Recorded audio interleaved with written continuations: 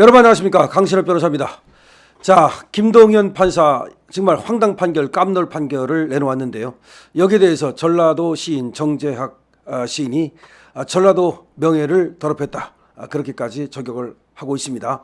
그리고 뿐만 아니라 많은 법조인들이 이 재판에 대해서 과연 이 인간에게 재판을 맡겨도 되는 것이냐, 심지어 그렇게까지 지금 얘기를 하는 사람도 있고 AI 판결의 도입이 시급하다라고까지 얘기를 하고 있습니다. 자, 이 소식 빠르게 전하겠습니다. 소식을 전하기 앞서서 아직까지도 강신업TV 구독자 아니신 분께서는 지금 바로 구독 버튼을 눌러주시기 바랍니다. 더 좋은 방송으로 보답해드리겠습니다. 그렇습니다. 과연 재판부 사람을 믿을 수 있는 것이냐라는 말까지 나올 정도로 지금 김동연 이 부장판사의 위증 교사 판결은 상당히 충격으로 다가오고 있습니다. 자, 여기서 이제 나오는 얘기가 제2의 권순일이다, 제2의 권순일이다라는 말까지 나오고 있습니다. 권순일은 누굽니까? 우리 사법 역사상 가장 그야말로 똥물을 튀긴 더러운 이름을 남긴 그런 판사라고 볼 수 있겠는데요. 여러분 아시다시피 권순일은 대법관이었습니다. 그런데도 불구하고 대법원의 명예를 짓밟고 김만배와 거래를 하면서 그야말로 이 재판 거래를 했습니다. 그들은 이렇게 말할지도 모릅니다. 무슨 내가 재판 거래를 했느냐, 법리에 따라서 재판을 했을 뿐이다. 똥 같은 소리입니다. 아니, 만약에 말이죠, 김만배를 만나지 않았다면 그야말로 자기가 정말로 법과 양심에 따라서 그냥 오로지 기록 보고 그 다음에 1, 2심 판결문 보고 그렇게 만약에 그런 결론을 냈다면, 그렇다면 그래도 그것이 양심에 따른 판결이니까 우리가 그 판결이 설사 잘못됐다 하더라도 그걸 도덕적으로 비난하지 않겠습니다. 하지만 권순일이 어떻게 했습니까? 김만배하고 그야말로 대법원에서 말이죠, 그 신성한 대법원에서 대법관실에서 김만배를 8번을 만났습니다. 그 다음에 말이죠, 김만배가 9번을 갔는데 한 번은 또 이발소를 이용했습니다. 그 이발소가 어떤 이발소인지 압니까? 대법관들이 이용하는 이발소를 갖다가 이 김만배가 버젓이 이용한 겁니다. 어떻게 이용할 수 있었겠습니까? 권순일 때문에 이용할 수 있는 거죠. 권순일 팔았겠죠. 자, 이것이 완전히 대법을 갖다 오염시킨 그야말로 사법 역사상 가장 더러운 사건 아닙니까? 자, 그래서 권순일은 누가 뭐라고 해도 이거는 아웃인 거예요. 대법관 했으면 뭐예요? 대법관 안 한 것만도 못합니다. 더군다나 화천대유에서 그 대법관 퇴임하고 나서 어떻게 했습니까? 변호사 등록도 하지 않고 그야말로 1,500만 원씩 또 받아 처먹었지 않습니까? 그런데 변호사 등록 안 하고 그런 변호사 업무를 하면 그게 변호사법 위반이 돼가지고 지금 벌써 기소돼서 재판하고 있지 않습니까? 그거 말고도 50억 클럽은 지금도 수사하고 있는 중이에요. 아직 안 끝났습니다. 결코 이걸 갖다가 그냥 유야무야 뭉개지 않습니다. 대법관 아니라 대법관 해랩이라도 말이죠, 이 법에 따라서 처단해야 됩니다. 지금 곽상도라든지 또 박영수는 일부 지금 처벌을 받았습니다. 만은 그것도 솜방망이 처벌에 그쳤고 지금 권순일은 아직까지도 독약청청 지금 이렇게 변호사업을 하고 있습니다. 이게 뭡니까? 이게 뭡니까? 이 권순일 같은 이런 자를 갖다가 제대로 그야말로 일벌백계 하지 못하기 때문에 계속해서 법원에서 그 권순일 같은 자들이 생겨나는 겁니다. 제2의 권순일, 제3의 권순일이 생겨나는 겁니다. 심지어 어떤 얘기가 나왔습니까? 지금 김성태 쪽에서 얘기한 것이 뭐예요? 그때 대법원에서만 재판 거래를 한 것이 아니다. 그 권순일만 재판 거래를 한 것이 아니다. 이미 1심부터 재판 거래가 시작이 됐다. 다시 말해서 김만배를 통해 가지고서 김성태는 돈을 대고 뭐 이렇게 해가지고서 그 당시 1심 판사한테 180억이 갔다. 근데 1심 판사한테 180억이 직접 간 것이 아니라 그 지인 사업가를 통해서 쓰리쿠션으로 갔다. 지금 이런 얘기까지 나오는 거예요. 그랬는데 2심은 씨도 안 먹히더라. 김만배 얘기예요.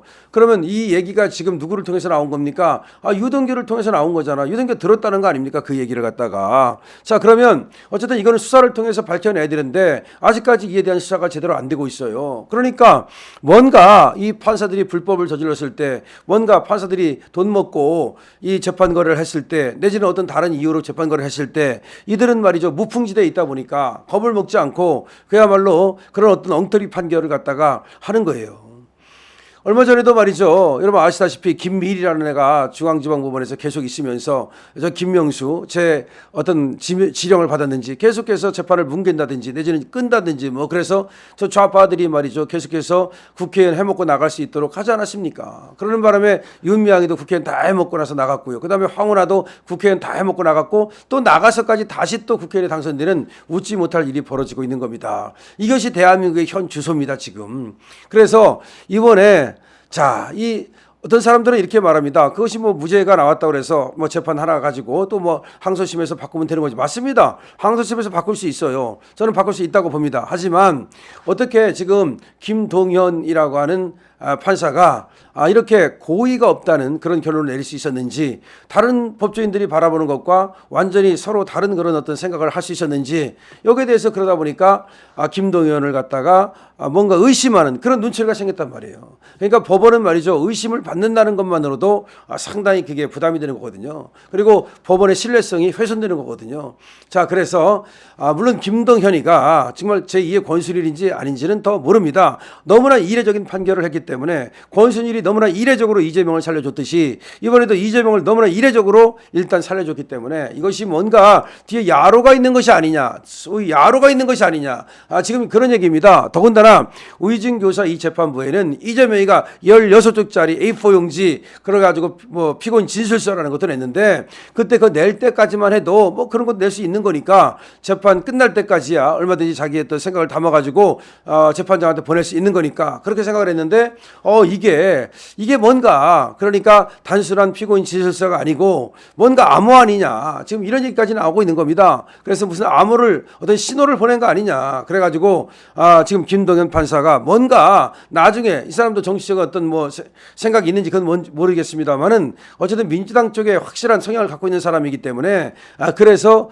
그쪽으로 줄 선 거 아니냐, 이 사람이 뭐 전라남도 뭐 장성 출신이다 뭐 이런 얘기가 나오고 있지 않습니까? 그래서 전라도에 어떤 확실한 그런 어떤 생각을 갖고 있는 사람이 아니냐, 그런 얘기가 나오고 있고, 우리법 연구회라든지 이런 것들에 들었다든지 과거에도 보면 좌파 성향을 갖고 있다 이런 얘기가 나오고 있습니다. 물론 한쪽에서는 그런 것과 관계없이 공정하게 뭐 재판을 하는 경향이 있다 이렇게 말을 하지만 그거는 그때그때 다른 거예요. 그때그때 다른 거기 때문에 일반인들한테는 공정하게 재판을 하다가도 이재명에 와가지고는 공정하지 않을 수가 있는 거예요. 그래서 그러니까 그걸 갖다가 일반 도식화할 수가 없어요. 그러니까 지금 김동현의 이 판결이 왜 이렇게 나왔는지, 이것이 제2의 권순일 판결인지 이거는 훗날 밝혀질 겁니다. 만약에 정말 그런 것이라면 권순일이 이재명하고 거래해가지고서 이재명을 바꿔줬던 봐줬던 그 재판 거래가 나중에 밝혀지지 않았습니까? 결국 그렇지만 그런 거 마찬가지로 결국은 이번에 김동현이가 만약에 어떤 그 뒷거래라든지 내지는 어떤 이유로 만약에 이재명을 봐줬다면 그거는 결국 들통나고 맙니다. 그러니까 들통나지 않을 수가 없어요. 결국은 들통나는 겁니다. 언제 들통나느냐 그것만 있는 겁니다. 자, 그리고 또 하나 이제 걱정을 하는 것이, 이렇게 김동현이가 우이진 교사를 봐줬는데 그 재판부에 대장동도 있고 백현동도 있고 그 재판부에 우레신도시도 있고 성남FC도 있단 말이에요. 그러면 그 재판부에다 그걸 그대로 맡길 수 있느냐, 고양이한테 생산을 맡길 수 있느냐, 이런 얘기가 나오고 있습니다. 그런데 일단은 거기서 재판을 시작했기 때문에 재판은 그때까지 계속 하는데, 어차피 이 김동현이는 내년이면 2월이면 간다. 내년 2월이면 정기 인사가 있기 때문에 그때까지 재판해놓고 아마 갈 거다 이런 얘기가 나오고 있습니다. 그래서 김동현이가 계속해서 대장동 재판을 하기는 어려울 거다 이런 얘기가 나오고 있습니다. 자, 여러분들 어떻게 생각하십니까? 자, 김동현이 제2의 권순일이라는 말까지 나오고 있습니다. 권순일은 그야말로 사법 역사상 가장 흑역사, 그야말로 더러운 이름을 남긴 자인데요.